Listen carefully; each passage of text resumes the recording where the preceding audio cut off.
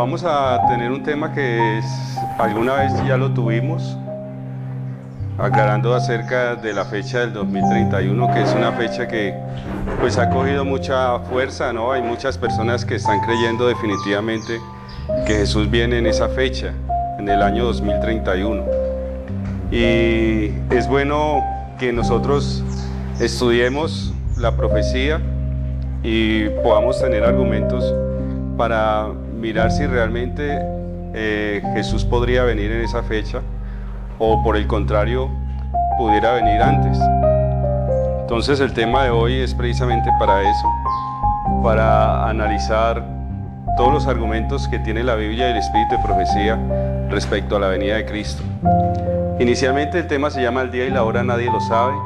Es una frase de Jesús cuando se le preguntó, ¿cierto?, por el fin del tiempo, y después de dar todo un discurso sobre señales, dijo que el día y la hora nadie lo sabía, sino solamente, ni el Hijo del Hombre, solamente los ángeles, ni los ángeles, solamente el Padre que está en los cielos.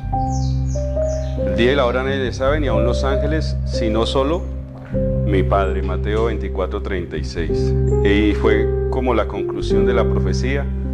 Entonces, nosotros que vivimos con el deseo de saber el día y la hora, porque eso está en nuestros corazones, querer saber cuándo viene Jesús. Algunos tienen ese deseo porque desean definitivamente encontrarse con su Salvador, porque lo aman y quieren empezar esa eternidad con Él. Otros porque saben que no están preparados para ese encuentro y quisieran saber el tiempo para empezar a prepararse.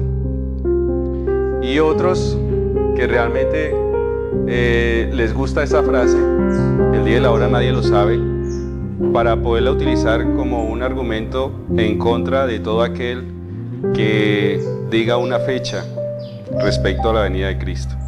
Entonces vamos a ver qué quiso decir Jesús cuando dice el día y la hora nadie lo sabe, y para eso vamos a analizar lo siguiente. La siguiente pregunta es: ¿no se debe procurar saber cuándo vendrá? Algunos dicen no es necesario estar preocupados de saber cuándo vendrá.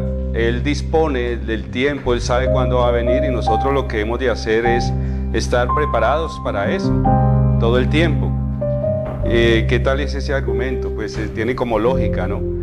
Pero ¿será que a Dios no le interesa que nosotros nos preocupemos por el tiempo de su venida? Vamos a mirar algunas citas. En Mateo 24:42 dice: Velad pues, porque no sabéis a qué hora ha de venir vuestro Señor. Aquí nos hace una invitación a velar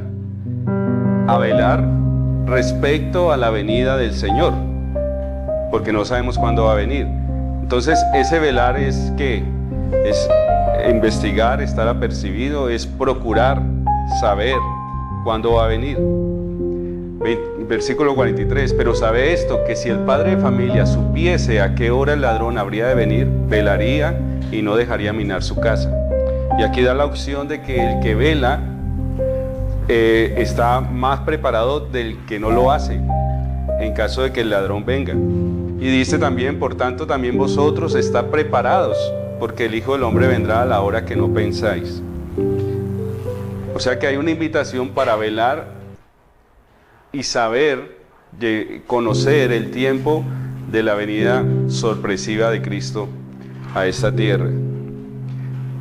Otra cita, 1 Tesalonicenses 5:4, mas vosotros, hermanos, no estáis en tinieblas, para que aquel día os sorprenda como ladrón. En la otra nos decía Jesús que Él iba a venir como ladrón, pero que había que velar para estar apercibidos. Y acá Pablo nos dice que los que están en la luz, o sea que no están en las tinieblas, no están desapercibidos, o sea, saben cuándo vendrá el ladrón, porque dice: mas vosotros, hermanos, no estáis en tinieblas, para que aquel día os sorprenda como ladrón, porque todos vosotros sois hijos de luz e hijos del día, no somos de las noches ni de las tinieblas. El día y la hora nadie lo sabe. Ahora vamos a ver unos textos del Espíritu de profecía acerca de si yo debo procurar saber cuándo vendrá. aunque nadie sepa el día ni la hora de su venida, se nos exhorta. ¿Saben qué es una exhortación? Sí. Se nos invita, se nos requiere de nosotros que sepamos cuándo está cerca. Nosotros debemos de saber cuándo está cerca. Es una exhortación, es un requerimiento.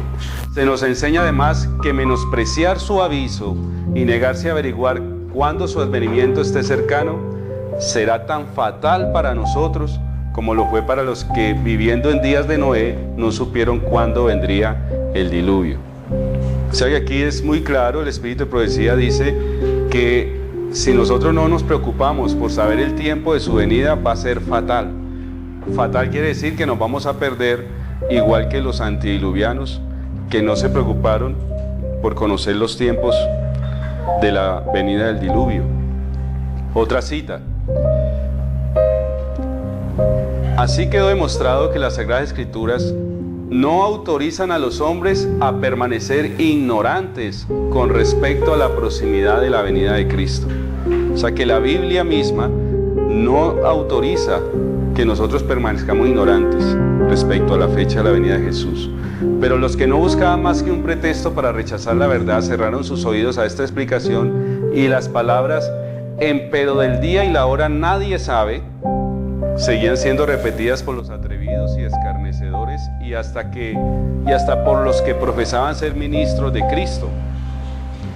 Cuando la gente se despertaba y empezaba a inquirir el camino de la salvación, los maestros en religión se interponían entre ellos y la verdad. Esto sucedió antes del chasco, ¿no?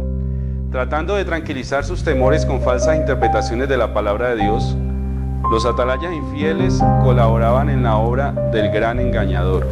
O sea que todo aquel que, cuando se hace un estudio profético y se habla de la segunda venida de Cristo y se levanta en contra diciendo que nadie sabe el día y la hora, muchas veces sucede que está haciendo la obra ¿de quién? Del enemigo, según esta cita. ¿Ya? Pasemos. Vamos a analizar lo que se ha venido estudiando y que ha tenido, pues hoy en día tiene mucha fuerza.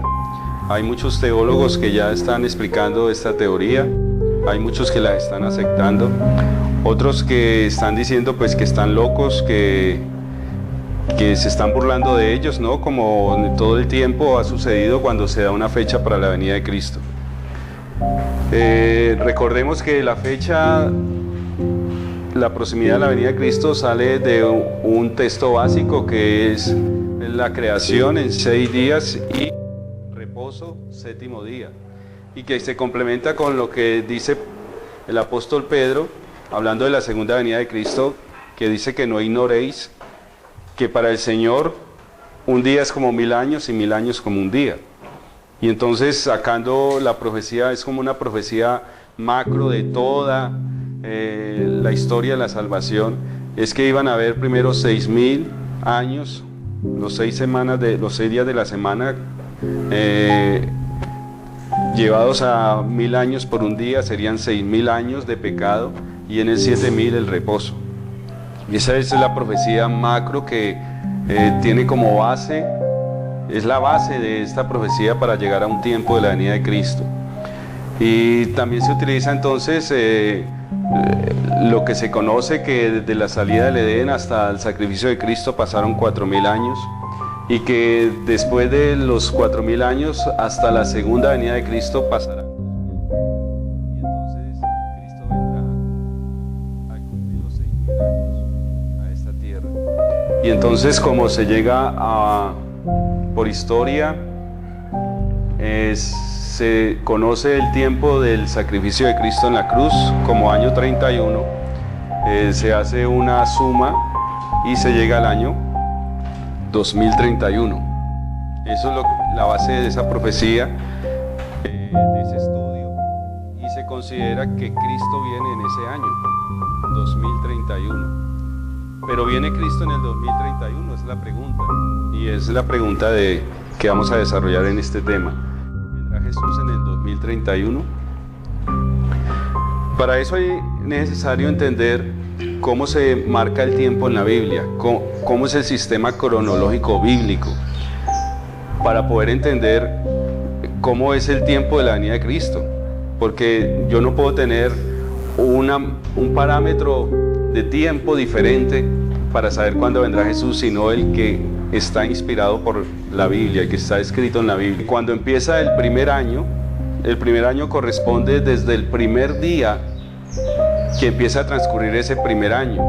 Por decir algo, si yo estoy parado en el día 1 del mes 1, ese tiempo corresponde al primer año. Y todo ese tiempo va a corresponder al primer año hasta que se acabe el último día de ese año. Ahora vamos a verlo en términos de milenios. Por ejemplo, desde la salida del Edén, o desde Adán hasta Set, dice que hubieron 130 años. Tenía 130 años cuando tuvo a Set. Esos 130 años, ¿a qué milenio corresponden? Al primer milenio, o sea, están dentro de los 1000, ¿cierto? Todo lo que sucedió en la historia bíblica, dentro de ese margen, desde Adán hasta 1000 años, sucedió en el primer milenio. ¿Ya? Luego tenemos otro acontecimiento. El diluvio fue en el año 1656. Significa que el diluvio sucedió ¿en qué milenio? En el segundo milenio, ¿cierto? Algunos se confunden porque como aquí dice 1656, piensan que todavía están en el primer milenio porque está el 1000 ahí, pero después de 1000 ya sería el segundo milenio, y será el segundo milenio hasta que llegue al fin de esos 2000 años. Por ejemplo, el sacrificio de Isaac. El sacrificio de Isaac, que fue interrumpido por Dios finalmente, sucedió en el año 2133, después de Adán. ¿En qué milenio sucedió? En el tercer milenio, ¿cierto? En el tercer milenio, Isaac iba a ser sacrificado. Y, según la cronología bíblica, Jesús, el verdadero Cordero, murió en la cruz, ¿cierto? 4034 años después de Adán. ¿Qué milenio es? 4034. Quinto milenio, ¿cierto? Podríamos decir que aquí no hay acontecimientos, bueno, hubieron acontecimientos históricos que sucedieron en el cuarto milenio, pero nosotros nos saltamos hasta el sacrificio de Cristo para poder computar la profecía, y encontramos que Cristo murió en el año 31 de nuestra era, en el 4034 del calendario bíblico. El calendario bíblico es el que me marca el verdadero tiempo. Cuando aparecen estos años no son reales, porque estos años son años ¿de qué? Son años de calendario gregoriano, introducidos posteriormente. El único pueblo que manejaba el verdadero calendario, podríamos decir el calendario universal, porque el calendario se lo dio Dios ¿a quién? A Adán, ¿cierto? Dios le dijo a Adán, mire, cuente los meses así, cuente los años así, cuente los días así. Así le enseñó Dios a contar el tiempo a Adán. Y los judíos conservaban ese calendario. Pero ya después de Cristo, ¿qué pasó con el pueblo de Israel? Negó a Cristo, ¿y qué sucedió? ¿Cuál fue la consecuencia? Y finalmente fueron dispersos nuevamente por el mundo. Hubo una diáspora nuevamente, fueron perseguidos. Y entonces el único pueblo que podía mantener el verdadero calendario universal, pues ahora le quedaba muy difícil, porque en ese calendario había unas condiciones que era, empezaba el mes cuando maduraba la cebada, ¿cierto?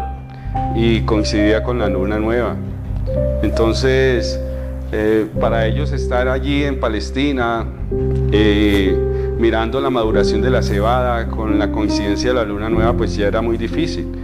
Sin embargo, hay unos que han mantenido el conteo del tiempo trabajando pues lo de la luna, porque lo de la luna es inalterable. El ser humano no puede alterar ese movimiento de la luna, y entonces así han podido conservar el conteo de los meses del año y también las fechas de las ceremonias judías, porque las fechas de las ceremonias judías son importantes, sobre todo las que faltan, ¿no? Porque las que de la Pascua se cumplieron todas aquí y en el Pentecostés, pero las que faltan son importantes para saber, porque están relacionadas con los últimos tiempos, las últimas fases de la venida de Jesús, antes de la venida de Jesús, el juicio y su pronto regreso. Entonces está claro que aquí, cuando Cristo muere en la cruz, ya estábamos en el milenio 5000. O sea, nosotros, si para Dios un día es como 1000 años, ¿ya? Quiere decir que pasaron 4 días, 4 y 5 días, hasta que Cristo vino y murió, se hizo hombre y murió en la cruz. Todo eso sucedió en el milenio 5000. Si ustedes hacen una operación, pues les va a dar de pronto en el milenio 4000, o exactamente empezando el quinto milenio. Y la operación es que este 4034 se cuenta desde la creación de Adán, porque cuando ella dice que Adán tenía 130 años, significa que los cuenta desde que lo creó. Pero si ustedes le quitan aquí los 34 años de que se considera que Adán vivió sin pecado, entonces aquí me daría exactamente los 4000 años la muerte de Cristo, después de que Adán salió del Edén. Este es desde que Adán fue creado. Entonces a los 4000 años me da el límite entre el cuarto milenio y el quinto. O sea que entre el cuarto y el quinto milenio. Y recuerdan la parábola de Jesús cuando dice que si viniere a la tercera o a la cuarta, o sea que da entre la mitad de una vigilia. Estas también podrían ser como vigilias si Jesús pudo haber venido entre la cuarta y la quinta vigilia, que no es vigilia ya, ¿no? Sino que es amanecer, porque las noches tienen 4 vigilias y el próximo horario sería el amanecer. O sea que vino a la cuarta vigilia cuando estaba más profunda la noche, pero amaneció porque Él era el sol de justicia, ¿no? El amanecer de este mundo cuando Él estuvo aquí. Miremos otras fechas para que hagamos el ejercicio. Fechas proféticas como 538. 538, ¿qué sucedió? ¿Quién recuerda? En el año 538 hay una profecía, la profecía de Daniel 7, que dice que el cuerno pequeño haría guerra a los santos por 1260 años. Y el 538 es el comienzo de esa profecía. Ese 538, ¿en qué milenio se cumplió? 538 es un número de calendario gregoriano, ¿cierto? Pero estamos en el quinto milenio, porque no habían pasado 1000 años después de la muerte de Cristo. 538. 1798, ¿qué pasó en 1798? Es el fin de esa profecía, de los 1260 años de poderío papal. La Revolución Francesa derroca al papado y entonces en 1798 se le da una herida en la cabeza al Papa. 1798, entonces, ¿en qué milenio quedó? Ya pasaron 1000 años después de la muerte de Cristo, y entonces lo que sucedió aquí sucedió dentro del rango del sexto milenio universal. ¿Ya? Por eso algunos teólogos tienen como fecha para el tiempo del fin, comienzo del tiempo del fin, 1798.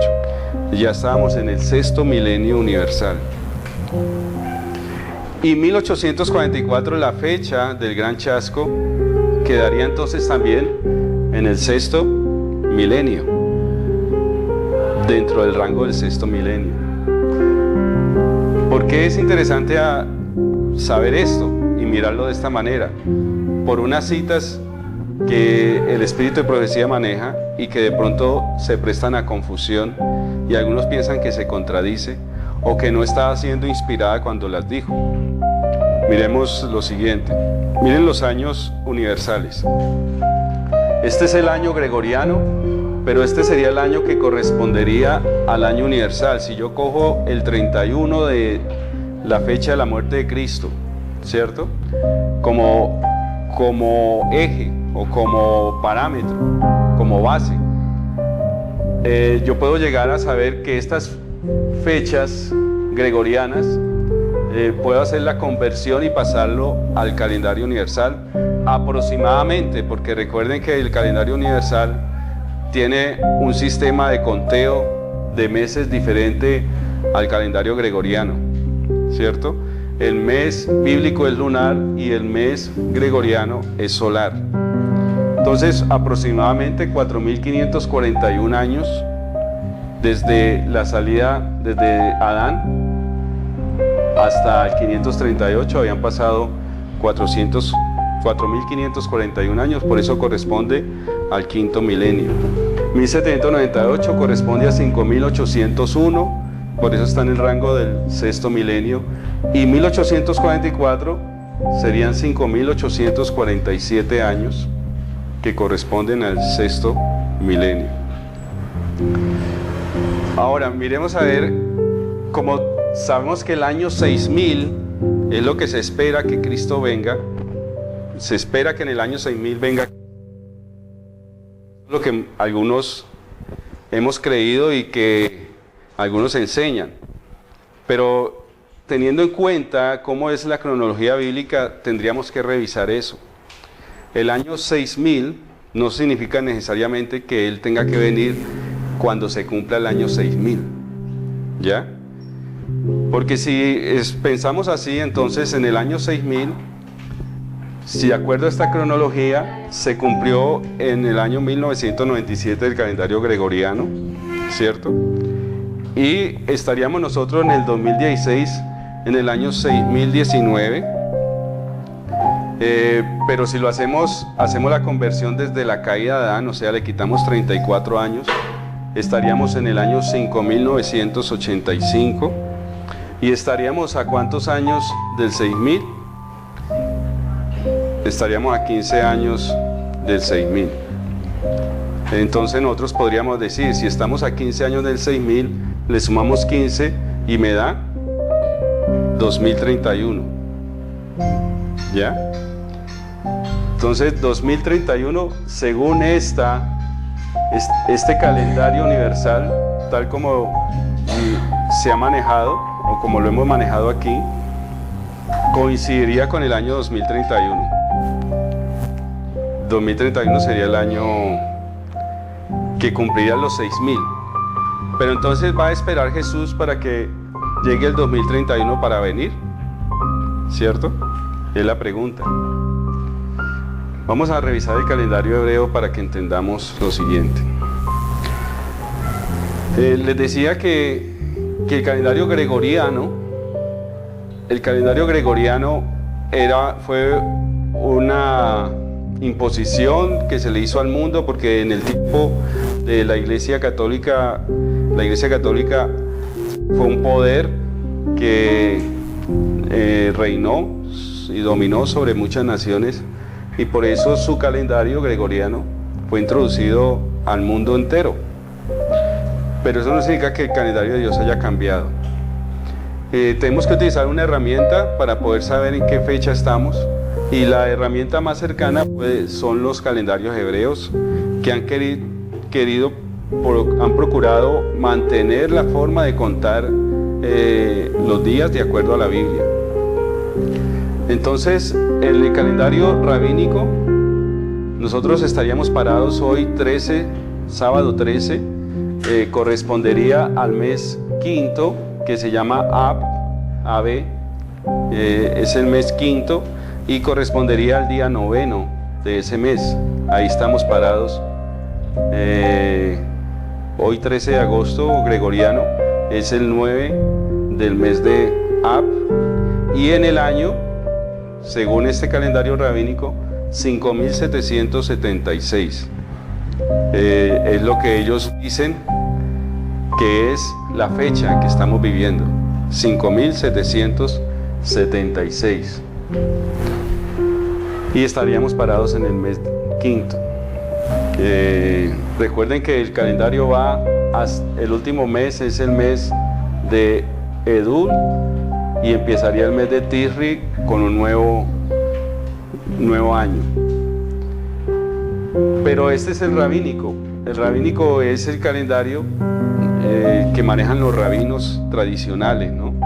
Los hebreos están divididos en varias sectas.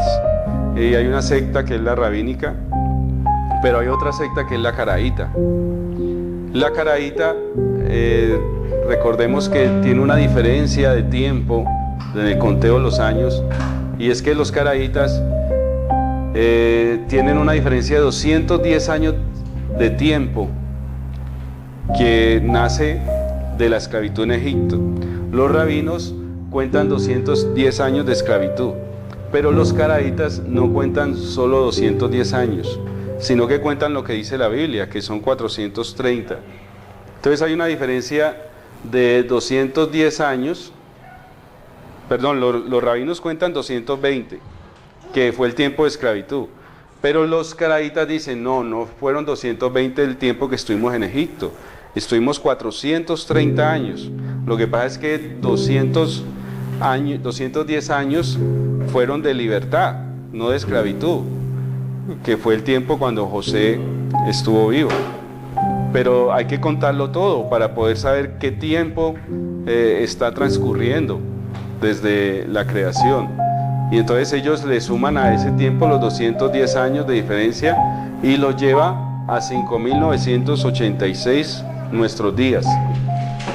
O sea que nosotros estaríamos parados, de acuerdo al calendario caraíta, en este tiempo, 5.986, que corresponde casi a los 6.000 años, 14 años menos de los 6.000. De acuerdo a lo que hemos estudiado, entonces podemos comprender las citas del Espíritu de Profecía que dicen lo siguiente, miren. En el desierto de la tentación, estamos parados en el año, ¿en qué año estamos cronológicamente en el desierto de la tentación? Sí, pero llevémoslo al gregoriano para que nos ubiquemos con el calendario actual. ¿Recuerdan la profecía de las 70 semanas? ¿Cuándo iba a aparecer el Mesías? El Mesías iba a aparecer en el año, en el bautismo, cuando Juan el Bautista lo bautizó, era el año 27 después de Cristo. Entonces, habían pasado, sí, en el calendario universal ya estábamos en 3 años después, era el 4034, estábamos en el 4031, cuando Cristo aparece como bautizado en el Jordán. Entonces miren lo que dice ella: en el desierto de la tentación, Cristo estuvo en el lugar de Adán para soportar la prueba que éste no había podido resistir. ¿Ya?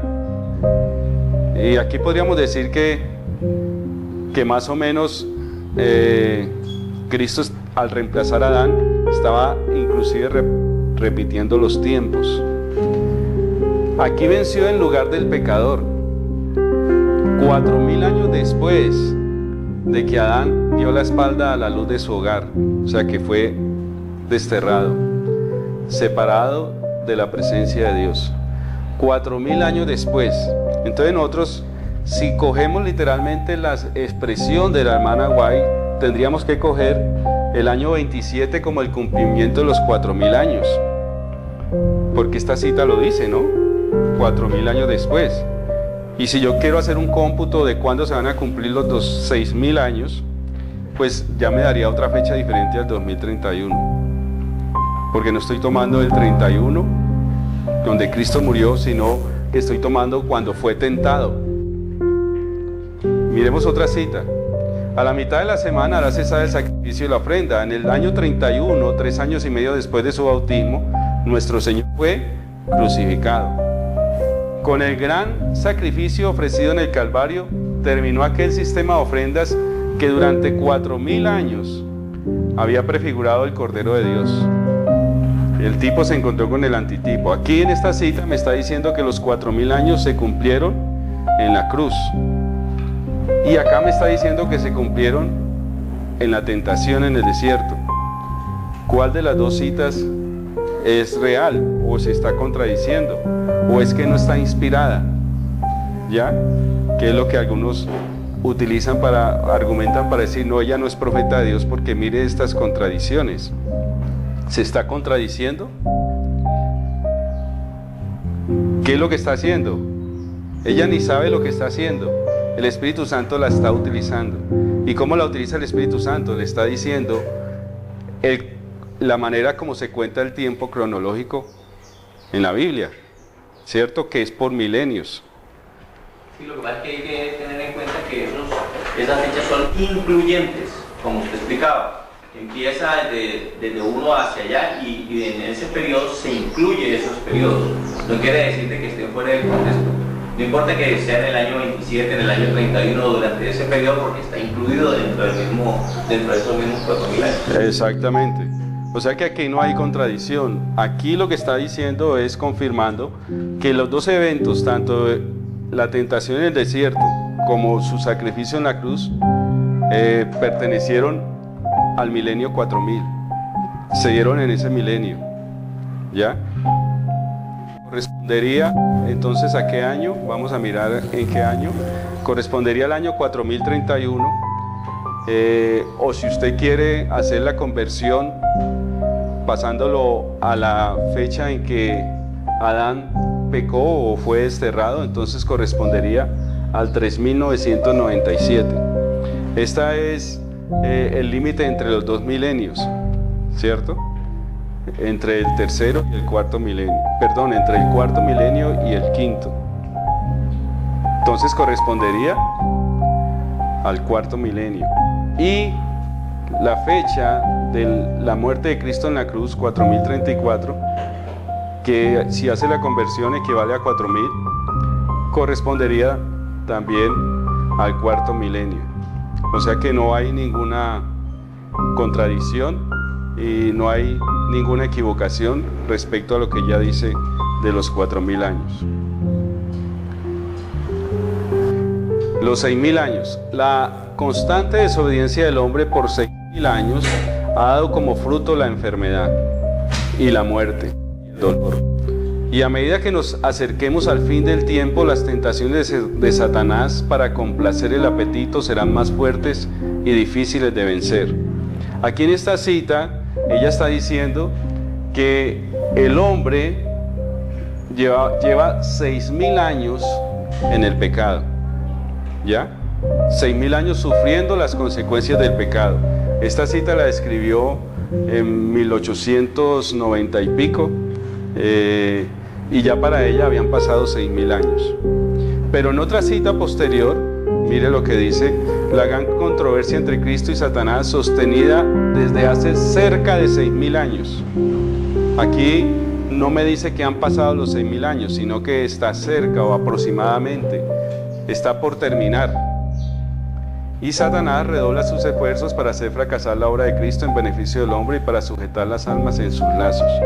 Estas dos citas también aparentemente se estuvieran contradiciendo, porque en una dice que por 6000 años como si ya estuvieran cumplidos, y aquí dice que todavía no se han cumplido, sino que están cerca de cumplirse.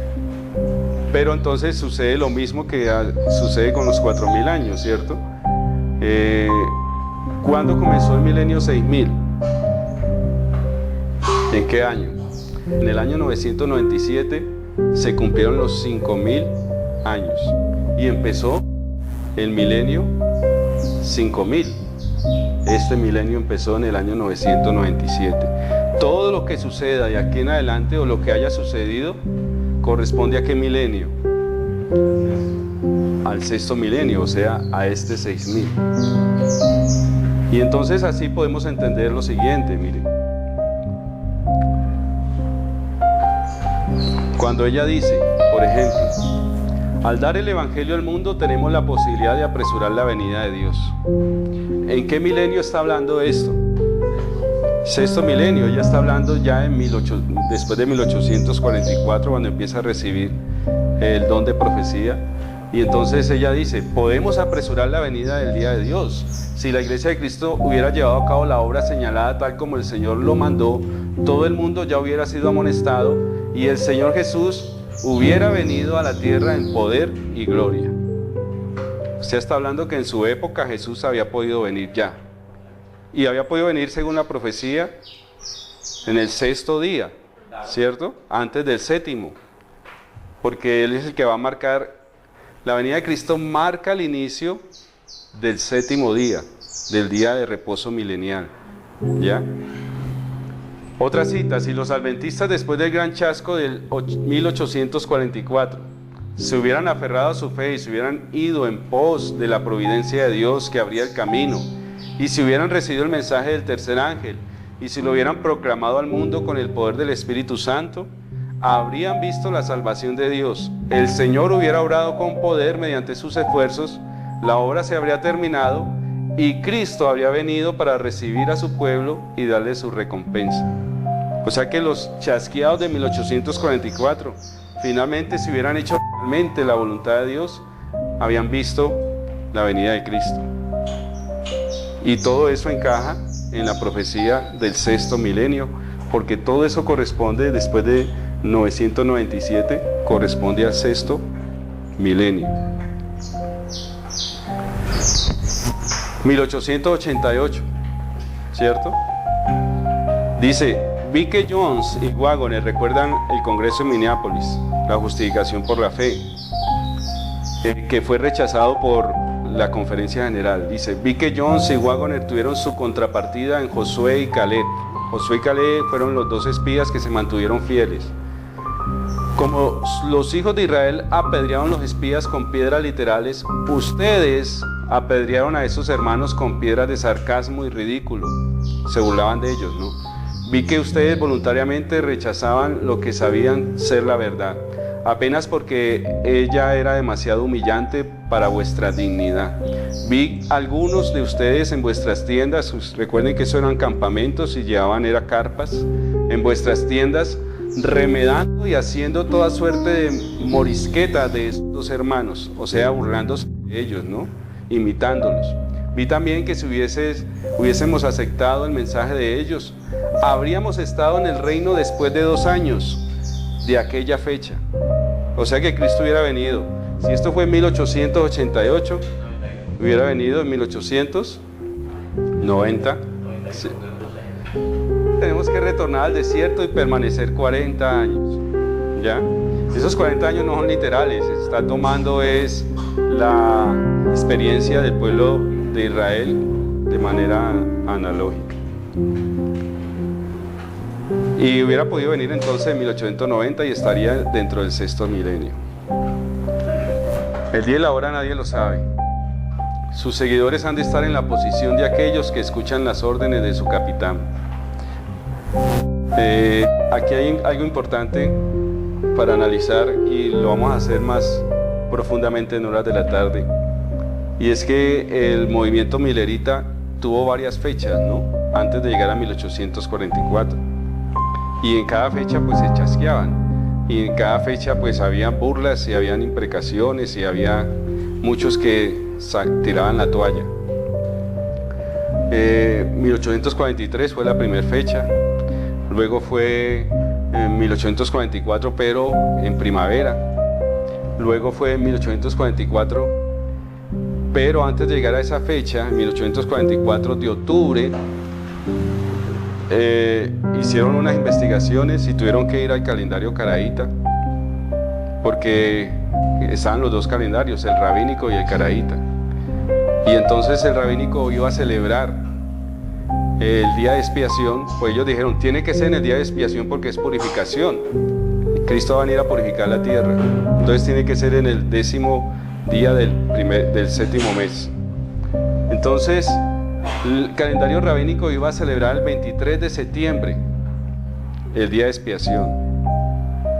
Pero según los teólogos de la época del movimiento milerita, dijeron que los caraítas la iban a celebrar el 22 de octubre y que la fecha tenía que ser esa, la del 22 de octubre. Hay una polémica y una controversia muy grande respecto a si realmente los caraítas iban a celebrar el 22 de octubre el día de expiación ese año, porque la historia, y algunos confirman la historia, que ellos celebraron el mismo día del calendario rabínico de esa fecha. Y entonces dicen que como ese movimiento tomó esa fecha, que no correspondía a la fecha del día de expiación. Realmente, miren, el día y la hora nadie lo sabe. Las fechas exactas es difícil de verdaderamente tener el tiempo exacto de los movimientos en el cielo, porque recuerden que nosotros tenemos un calendario que no es el hebreo, y los hebreos tratan de mantener el calendario, pero debido a su condición de estar esparcidos por el planeta, pues tampoco es que tengan con exactitud, ¿cierto? Ellos tratan de mantener su tradición y celebran las fiestas, pero no podríamos decir que esa fiesta exacta que se está celebrando en la tierra también es la que se está celebrando en el cielo. Por eso el día y la hora nadie lo sabe. Tenemos la luna, que nos puede dar un margen de exactitud, tenemos las estaciones, pero no podemos decir exactamente este día. Ya, por ejemplo, este año va a ser, para el calendario rabínico, el día de expiación va a caer el 11, al anochecer del 11 de octubre. Ya, se va a celebrar del 11, recuerden que son de 6 a 6, ¿no? El 11 de octubre a la tarde comienza el día de expiación y termina el 12 de octubre a las 6 de la tarde. Ese va a ser el día que ellos van a celebrar como día de expiación. Si nosotros estuviéramos esperando la venida de Cristo y dijéramos, tiene que venir un día de expiación, ¿cierto? Y dijéramos, este año es la venida de Cristo por los estudios que hemos hecho y tiene que ser en un día de expiación, ¿qué base podríamos utilizar? Pues utilizaríamos lo del calendario rabínico, pero eso me daría a mí día exacto. ¿Estoy yo seguro de que ellos están celebrando el día exacto del día de expiación del cielo? No hay seguridad, no hay exactitud. El día y la hora nadie lo sabe. ¿Sí me comprenden? Hay confusión en el conteo de los tiempos, porque si los seres humanos, el universo entero, tienen calendarios diferentes y el único que puede conservar el verdadero calendario son los hebreos, y ellos también disienten unos de otros, entonces no hay exactitud. El día y la hora nadie lo sabe. Nosotros debemos de estar preparados, ¿cierto? Todo el tiempo. Sus seguidores han de estar en la posición de aquellos que escuchan las órdenes de su capitán. Han de vigilar, esperar, orar y trabajar mientras se acerca el tiempo para la venida del Señor. El tiempo lo podemos saber, ¿cierto? Ahora, a finales de este mes, empieza el otoño y sabemos que llegan la época del juicio, ¿cierto?